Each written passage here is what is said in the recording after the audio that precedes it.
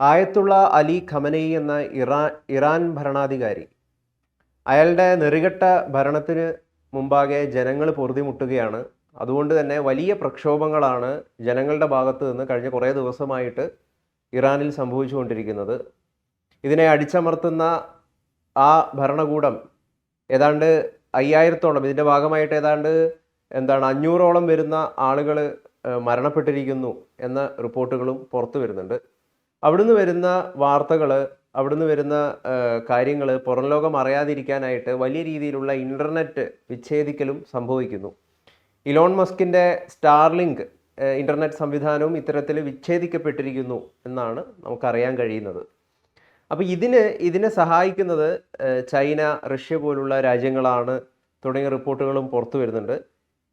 എങ്ങനെയാണ് അങ്ങ് വിലയിരുത്തുന്നത്? ഈ കഴിഞ്ഞ ഒരാഴ്ചയായിട്ട് ഇറാനിലെ ഇന്റർനെറ്റ് പൂർണ്ണമായിട്ടും ഇന്റർനെറ്റ് നിരോധിച്ചിരിക്കുകയാണ്. അത് ബാൻ ചെയ്തിരിക്കുകയാണ്. അപ്പോൾ ഇറാനിലെ ജനത എന്നിട്ടും ഇറാനിൽ സംഭവിക്കുന്ന കാര്യങ്ങളൊക്കെ തന്നെ പുറം ലോകത്തെ അറിയിക്കാനായിട്ട് അവർക്ക് സാധിക്കുന്നുണ്ട്. ആ സാധിക്കുന്നതിൻ്റെ കാരണം അവിടെ ഇലോൺ മസ്കിൻ്റെ സ്റ്റാർലിങ്ക് ഉപയോഗിച്ചാണ് അവർ ഈ പറയുന്ന ഇറാനിൽ നടക്കുന്ന സംഭവ വികാസങ്ങൾ ലോകത്തെ അറിയിക്കുന്നത്. ഈ സ്റ്റാർലിങ്ക് എങ്ങനെ ഇറാനിൽ ഉപയോഗിക്കുന്നു എന്ന് നിങ്ങൾക്ക് സംശയമുണ്ടാവാം. അതായത് അതിൻ്റെ റിസീവറുകൾ യഥാർത്ഥത്തിൽ ഇറാനിൽ നിരോധിച്ചിരിക്കുകയാണ്. പക്ഷേ അവിടെ ഒരു കാര്യം ചെയ്യുന്നുണ്ട്. അതായത് ഇറാനിയൻ ജനത പുറത്തു നിന്നും സ്റ്റാർലിങ്കിൻ്റെ റിസീവറുകൾ കള്ളക്കടത്തായിട്ട് ഇറാനിലേക്ക് കൊണ്ടുവരികയും അത് തങ്ങളുടെ രാജ്യത്ത് സ്ഥാപിച്ചുകൊണ്ട് സ്റ്റാർലിങ്കിൽ നിന്നുള്ള ഡൗൺലോഡിങ് അവിടെ നടത്തുകയും ചെയ്യുന്നു എന്നുള്ളതാണ്. ആ രീതിയിലാണ് സ്റ്റാർലിങ്ക് അവിടെ ഓപ്പറേറ്റ് ചെയ്തത്. അപ്പോൾ ഇറാനിൽ നടക്കുന്ന എല്ലാത്തരം പ്രക്ഷോഭങ്ങളും, ഇറാനിൽ നടക്കുന്ന അടിച്ചമർത്തലുകളും, ഇറാനിൽ നടക്കുന്ന രാഷ്ട്രീയ മുന്നേറ്റങ്ങളും ഒക്കെ തന്നെ പുറം ലോകം അറിയുന്നത് ഈ സ്റ്റാർലിങ്ക് എന്ന കമ്പനിയുടെ നെറ്റ്വർക്കിൻ്റെ ഇന്റർനെറ്റ് സർവീസ് ഉപയോഗിച്ചാണ്. അങ്ങനെയുള്ള ഈ സാഹചര്യത്തിൽ സ്റ്റാർലിങ്ക് പതുക്കെ പെട്ടെന്ന് അവിടെ ബാൻ ചെയ്യുക ഒരു സുപ്രഭാതത്തിൽ. അങ്ങനെ ബാൻ ചെയ്യുന്നത് അവിടെ ഈ പറയുന്ന പ്രക്ഷോഭകാരികൾ പരസ്പരം അറിയാതിരിക്കാൻ, ഇപ്പൊ ഇറാനിലെ ഏതാണ്ട് 200-250 കേന്ദ്രങ്ങളിൽ ഒരേ സമയം വലിയ പ്രക്ഷോഭം നടക്കുകയാണ്. അങ്ങനെ വലിയ പ്രക്ഷോഭം നടക്കുമ്പോൾ അവർ പരസ്പരം ഇറാനിൽ മുഴുവൻ ഈ പ്രക്ഷോഭം വ്യാപിച്ചിരിക്കുന്നു എന്ന് അറിയുന്നത് ഈ സ്റ്റാർലിങ്കിന്റെ ഇന്റർനെറ്റ് വഴിയാണ്. അവിടുത്തെ 31 പ്രോവിൻസുകളിൽ ആദ്യം 26 ഇപ്പം 30 ഈ പ്രക്ഷോഭം ഭീകരമായ ഈ ഒരു അടിച്ചമർത്തലുകളും ഒക്കെ വ്യാപിച്ചിരിക്കുന്നു എന്നാണ് വാർത്തകൾ വരുന്നത്. അപ്പം ഇത് എങ്ങനെയാണ് സാധ്യമാകുന്നത്? ഇത് മിലിറ്ററി ഗ്രേഡ് ആയിട്ടുള്ള ജാമിങ് അവിടെ നടത്തുന്നു. ആ ജാമിങ് എന്ന് പറയുന്നത് ചൈനീസ് ഉപകരണങ്ങളോ റഷ്യൻ ഉപകരണങ്ങളോ ആകാമെന്നാണ് അന്താരാഷ്ട്ര തലത്തിലുള്ള IT വിദഗ്ധർ പറയുന്നത്. പക്ഷെ മുഖ്യമായിട്ടും ചൈനയാണ് എല്ലാവരും സംശയിക്കുന്നത്. കാരണം ചൈന ഈ അടുത്ത കാലത്ത് തൈവാൻ പോലെ ഒരു രാജ്യത്തിന് അത്ര വലിപ്പമുള്ള സ്ഥലത്ത് എങ്ങനെ സ്റ്റാർലിങ്ക് തടയാം, എങ്ങനെ സ്റ്റാർലിങ്കിന് ഇത്രയും വലിയ ഒരു രാജ്യത്തിൻ്റെ ഇത്ര ചതുരശ്ര കിലോമീറ്റർ വിസ്തൃതിയുള്ള ഒരു പ്രദേശത്തെ എങ്ങനെ സ്റ്റാർലിങ്കിൻ്റെ സർവീസുകൾ മുടക്കാം എന്നതിനെക്കുറിച്ച് സിമുലേഷൻ നടത്തി അതിൻ്റെ അതിൻ്റെ ഒരു ശ്രമം അവർ നടത്തിയിരുന്നു സിമുലേറ്ററിലൂടെ. അങ്ങനെ ശ്രമം നടത്തുകയും വളരെ കൃത്യമായിട്ട് അവരതിൽ സാധിക്കും എന്ന് കണ്ടെത്തുകയും ചെയ്തിരുന്നു. ഇപ്പോൾ 80% സ്റ്റാർലിങ്കിൻ്റെ ഡാറ്റ പാക്കേജുകൾ ഇല്ലാതാക്കാൻ ഈ ജാമിങ്ങിന് കഴിയുന്നതായിട്ടാണ് ഏറ്റവും ഒടുവിൽ വാർത്ത വന്നിരിക്കുന്നത്. അങ്ങനെ വരുമ്പോൾ സ്വാഭാവികമായിട്ടും ചൈനീസ് ഉപകരണങ്ങളാണ് ഉപയോഗിക്കുന്നത് എന്നുള്ള ഒരു സാധ്യത വരുന്നു. റഷ്യയ്ക്കും ഈ ലെവലിലുള്ള ജാമിങ് നടത്താനുള്ള ഉപകരണങ്ങൾ അവരുടെ കൈവശവുമുണ്ട്. അതായത് റഷ്യയുടെ കൈവശം ഇപ്പോൾ യുക്രൈൻ യുദ്ധത്തിൻ്റെ ഭാഗമായിട്ട് റഷ്യ വലിയ വിജയകരമായ രീതിയിൽ ജാമിങ് സംവിധാനങ്ങൾ വികസിപ്പിച്ചെടുത്തിട്ടുണ്ട്. അതിൻ്റെ ഫലം ബാൾട്ടിക് രാജ്യങ്ങളിലും അതുപോലെ തന്നെ നാറ്റോയിൽ അംഗമായിട്ടുള്ള മറ്റു രാജ്യങ്ങളിലെയും വ്യോമഗതാഗതത്തെ, സാധാരണ പാസഞ്ചർ വ്യോമഗതാഗതത്തെ തന്നെ ബാധിക്കുന്ന രീതിയിൽ ജാമിങ് ചെയ്യാൻ അവർക്ക് കഴിയുന്നുണ്ട്. അപ്പോൾ ഇത് മുഖ്യമായിട്ടും ഇവിടെ നിരീക്ഷകർ പറയുന്നത്, പ്രത്യേകിച്ച് ഈ എമിലി ഷ്രാഡർ എന്ന് പറയുന്ന ഇസ്രായേലുകാരിയായ ഒരു പത്രപ്രവർത്തക, അവരെ പ്രത്യേകിച്ച് IT റിപ്പോർട്ടുകൾ മാത്രം ചെയ്യുന്ന ഒരു പത്രപ്രവർത്തകയാണ്. അവർ പറയുന്നത് ഈ ഹൈ പവർ മൈക്രോവേവ് ജാമിങ് ആണ് ഇപ്പോൾ ഇറാനിൽ നടക്കുന്നതെന്നാണ്. അതായത് ഈ സ്റ്റാർലിങ്കിൻ്റെ ഫ്രീക്വൻസിക്ക് സമാ അത് അത് സമാനമായ അല്ലെങ്കിൽ അതേ ഫ്രീക്വൻസിയിൽ തന്നെ അതിശക്തമായ പിന്നെ സിഗ്നലുകൾ പുറപ്പെടുവിച്ചിട്ട് ആ സിഗ്നലുകളുടെ ഒരു പ്രളയം സൃഷ്ടിച്ച് ഈ സ്റ്റാർലിങ്ങിന്റെ സിഗ്നലുകൾ മൂടപ്പെടുന്ന ആ ഒട്ടും റിസീവറുകൾക്ക് സ്വീകരിക്കാൻ പറ്റാത്ത ഒരവസ്ഥയിലേക്ക് വരും. അപ്പോഴേക്കും ഇത് കംപ്ലീറ്റ് ഉപകരണം പ്രവർത്തനരഹിതമാണ്. ഇതിന് മറ്റൊരു കുഴപ്പം കൂടിയുണ്ട്. അതായത് സ്റ്റാർലിങ്കിന്റെ ഉപഗ്രഹങ്ങൾ ലോ എർത്ത് ഓർബിറ്റിൽ ഭൂമിയോട് വളരെ അടുത്ത് ഉള്ള ഒരു നിലയിലാണ് സ്റ്റാർലിങ്കിന്റെ ഉപഗ്രഹങ്ങൾ സ്ഥിതി ചെയ്യുന്നത്. അപ്പോൾ ഈ ഉപഗ്രഹങ്ങളെ തന്നെ ഈ ഒരു ഹൈ ഇന്റൻസിറ്റി ജാമിങ് ബാധിക്കും, ഉപഗ്രഹങ്ങളുടെ പ്രവർത്തനം തന്നെ താറുമാറാകും എന്നാണ് ഏറ്റവും ഒടുവിൽ വാർത്ത വരുന്നത്. ഇത് അമേരിക്ക ഇറാനോട് വലിയ ഭീഷണിപ്പെടുത്തിയിട്ടുണ്ട്.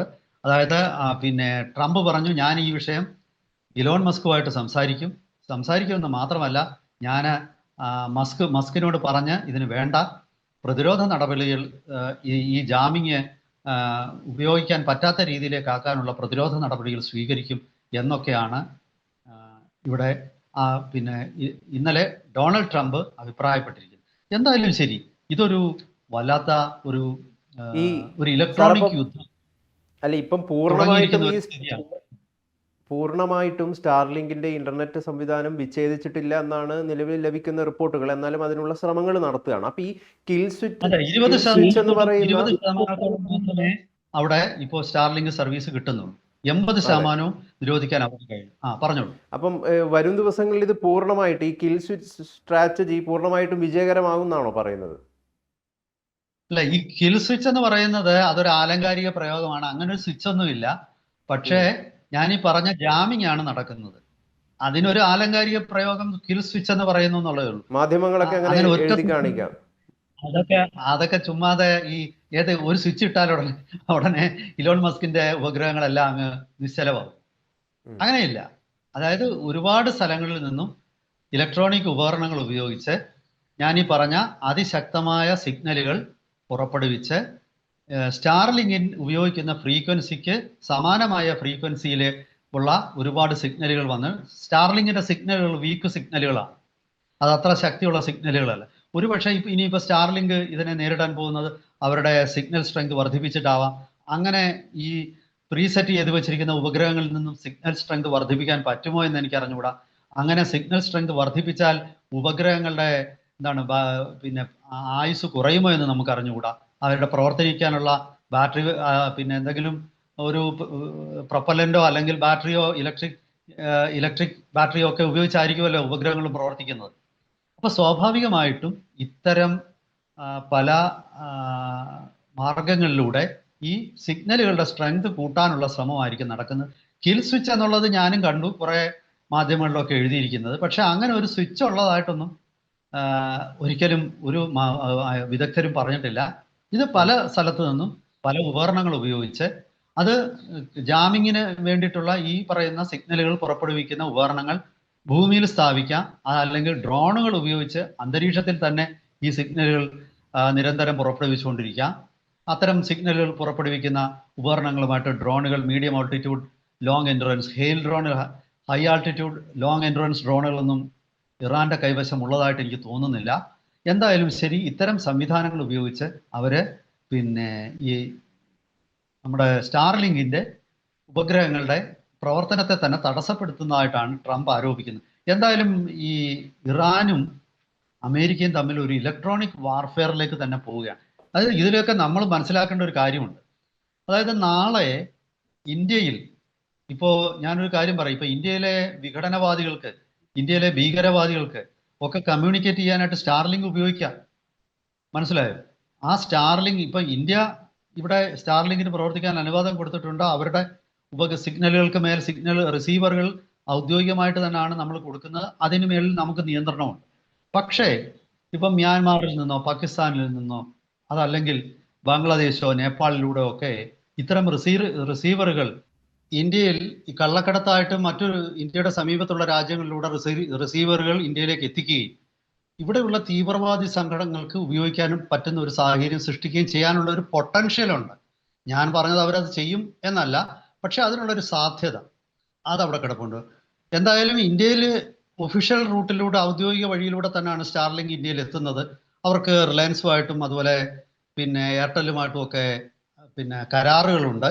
സർക്കാരിൻ്റെ സംവിധാനങ്ങളിലൂടെ തന്നെയാണ് ഡൗൺ ലിങ്കിങ് നടക്കുന്നത്. എന്തായാലും പക്ഷേ ഇതൊക്കെ ആണെങ്കിൽ തന്നെയും ഇങ്ങനെയുള്ള ചില ഭാവിയിൽ അമേരിക്കയും മറ്റൊരു രാജ്യവും തമ്മിൽ സംഘർഷത്തിലേക്ക് പോവുകയാണെങ്കിൽ അവിടെയൊക്കെ സ്റ്റാർലിങ്കിനെ വെപ്പണൈസ് ചെയ്യാനായിട്ട് ഉള്ള ഒരു സാധ്യത അവിടെ കിടക്കുന്നു.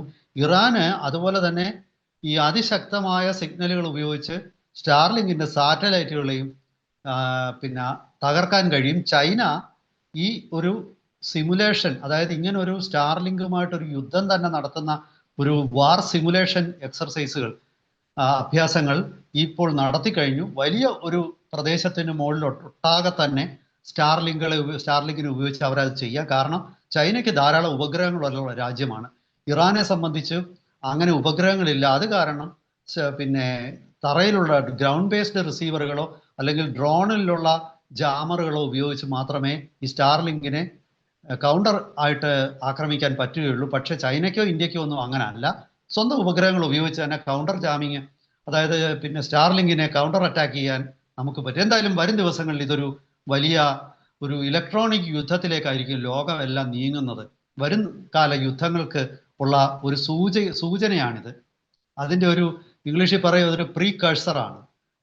അതിൻ്റെ തുടക്കമാണ്. ഇതൊരു തുടക്കം മാത്രമാണ്.